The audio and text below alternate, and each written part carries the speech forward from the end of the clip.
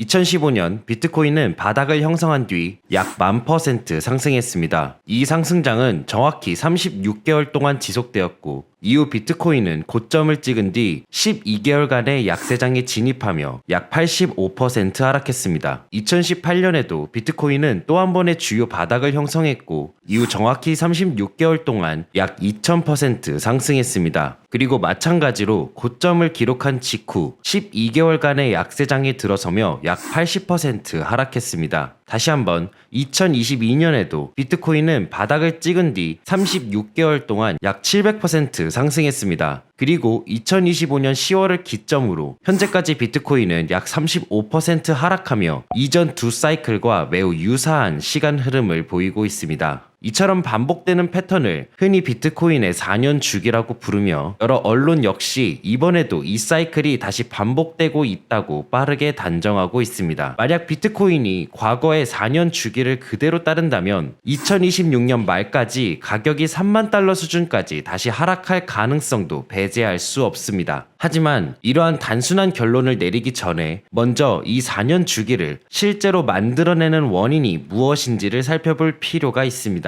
그 핵심적인 원인은 바로 경기 사이클, 즉 비즈니스 사이클입니다.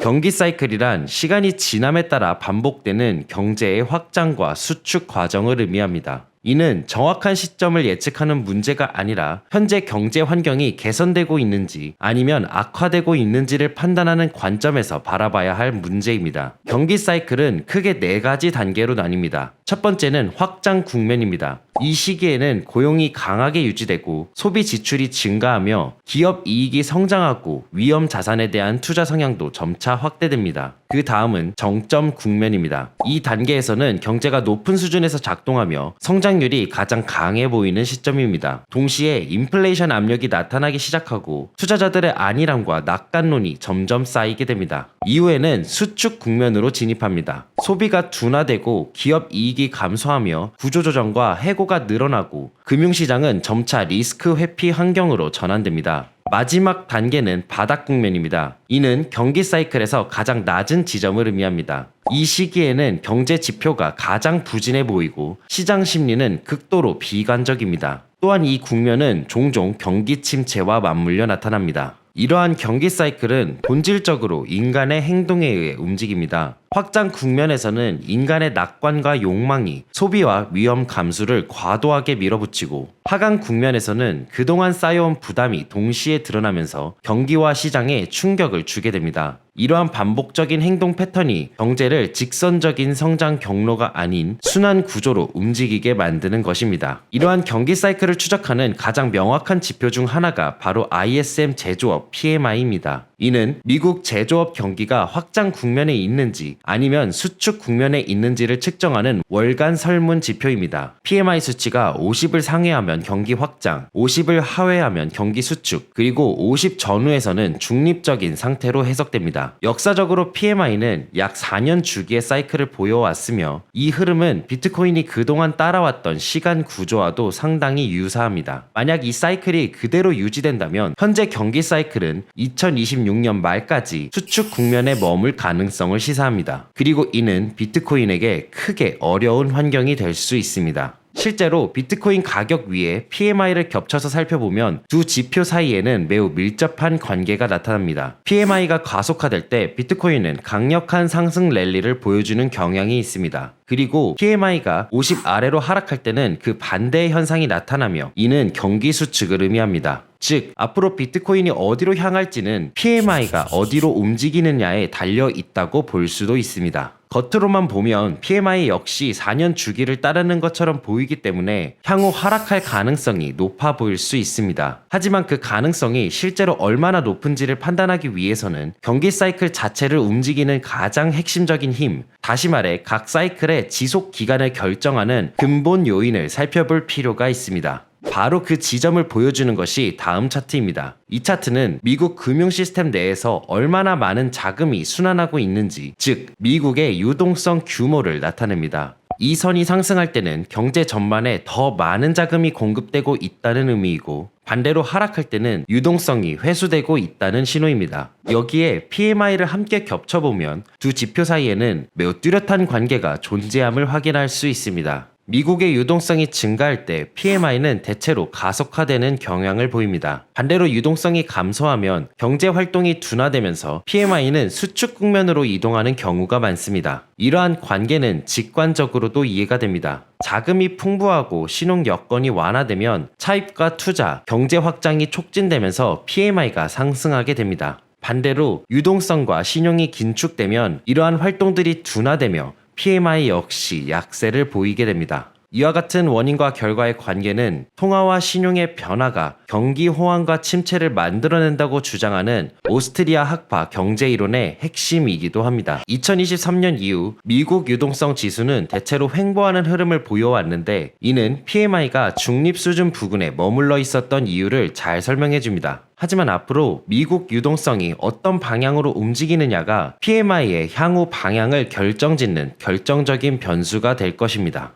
그렇다면 이제 이 미국 유동성 지수를 구성하는 세 가지 핵심 요소를 살펴보면서 향후 방향성에 대해 분석해 보겠습니다. 그리고 혹시 거래 수수료 절반을 다시 환급받는 방법 아직 모르시나요? 단 5분만 투자하면 평생 수수료 돌려받는 셀퍼럴 선택이 아닌 필수입니다. 자세한 내용은 영상 더보기란을 확인해보세요. 첫 번째 요소는 미국 연방준비제도의 대차 대조표입니다. 이는 연준이 자산 매입을 통해 금융 시스템에 얼마나 많은 유동성을 공급했는지를 보여주는 지표입니다. 연준의 대차 대조표는 2022년 6월 약 9조 달러 수준에서 정점을 기록한 이후 약 2조 4천억 달러 규모의 자산이 만기 도래로 축소되었습니다. 이 과정은 양적 긴축으로 불리며 미국 금융 시스템 내에서 유동성을 지속적으로 흡수해 왔습니다. 하지만 25년 12월을 기점으로 이러한 긴축은 공식적으로 종료되었습니다. 대신 연준은 앞으로 단기 국채를 매월 400억 달러 규모로 매입하겠다고 발표했습니다. 연준은 이를 양적 완화가 아닌 지급준비금 관리 목적의 매입이라고 표현하고 있지만 실질적으로는 은행 지급준비금을 증가시키고 연준 대차 대조표를 확대한다는 점에서 2019년 중반 유동성 공급 국면과 유사한 효과를 만들어낼 수 있습니다. 실제로 최근 대차 대조표를 확대해서 살펴보면 12월 1일을 기점으로 대차 대조표가 계속해서 상승해 가고 있음을 확인할 수 있습니다. 그 결과 연준의 대차 대조표는 이제 미국 유동성 지수의 부담 요인이 아니라 오히려 긍정적인 추동력으로 전환되고 있습니다. 다음 두 번째 구성 요소는 재무부 일반 계정 TGA라고 불리는 항목입니다.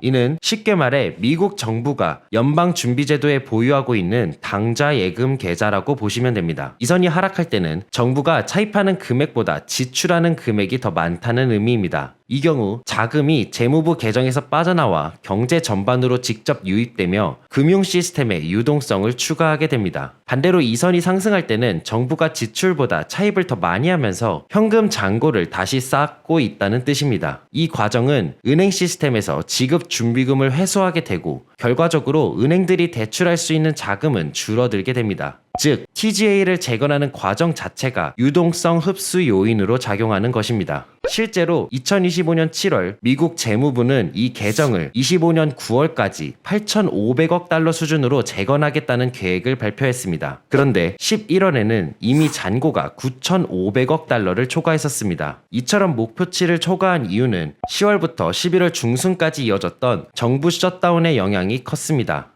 이 기간 동안 국채 발행을 통한 차입은 계속된 반면 정부 지출은 지연되면서 현금이 재무부 계정에 쌓이게 된 것입니다. 하지만 정부가 다시 정상적으로 운영되기 시작한 이후에는 TGA 잔고도 재건 목표치에 도달한 뒤 점차 하락하기 시작했습니다. 앞으로 이 계정의 흐름은 정부 지출과 신규 국채 발행 간의 균형에 따라 횡보할 수도 있고 추가로 하락할 수도 있습니다. 다만 여기서 중요한 점은 TGA로 인한 추가적인 유동성 압박은 더 이상 발생할 가능성이 크지 않다는 점입니다. 세 번째 구성 요소는 RRP입니다. 간단히 말하면 RRP는 금융 시스템 내 초과 현금이 잠시 머무르는 주차장과 같은 개념입니다. 시장에 현금이 넘쳐나 있지만 단기적으로 마땅한 수익 기회가 없을 경우 그 자금은 다른 시장으로 흘러가지 않고 RRP에 예치됩니다. 실제로 2020년 팬데믹 이후 금융 시스템에 대규모 유동성이 공급되었을 때 이러한 현상이 나타났고 그 결과 RRP는 결국 약 2조 5천억 달러 수준까지 증가했습니다.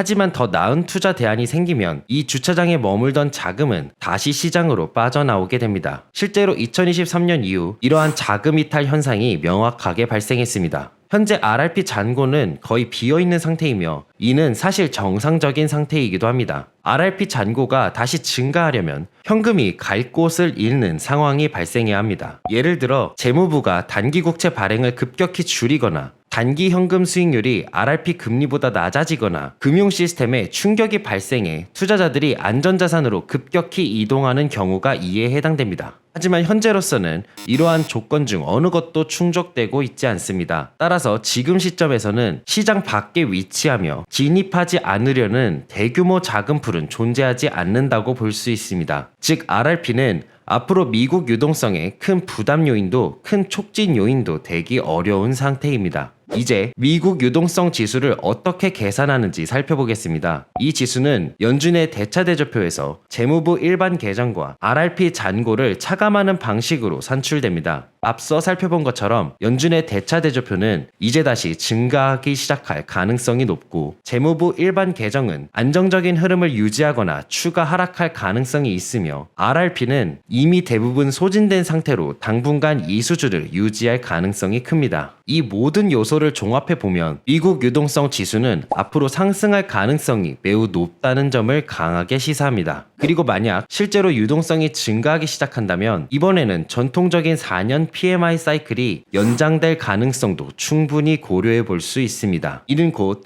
비트코인이 그동안 보여왔던 전형적인 4년 주기 역시 함께 늘어날 수 있다는 의미이기도 합니다. 모든 금융시장은 앞서 설명드린 이러한 사이클에 따라 상승과 하락을 반복했고 언제나 큰 상승이 나타나기 전에는 인내와 고통의 시간이 먼저 찾아왔습니다. 모든 시장을 초단기적으로 예측하는 것은 사실상 불가능에 가깝습니다. 우리가 할 수 있는 최선은 어쩌면 거대한 경제의 흐름을 이해하고 조금이라도 유리한 쪽에 올라타는 것일지 모릅니다. 2026년 새해가 밝았는데요. 올해에는 모두 현명한 전략과 판단으로 각자 원하는 성과에 한 걸음 더 가까워지시기를 진심으로 바라겠습니다. 오늘 영상 도움이 되셨다면 구독 또 좋아요 또 부탁드립니다. 감사합니다.